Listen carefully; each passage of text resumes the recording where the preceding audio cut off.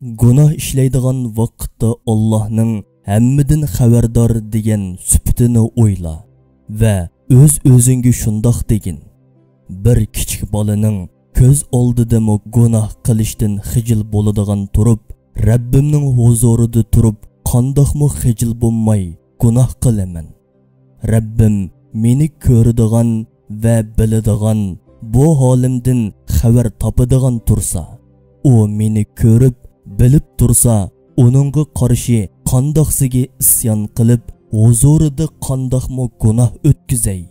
Ey Rabbim, bizlarning hammadan xabardor süptining ichida ekanligimizni unutildirma va sana qarshi isyondan, gunohdan va har turli hayosiz qilmishlardan bizlarni saqlag'in.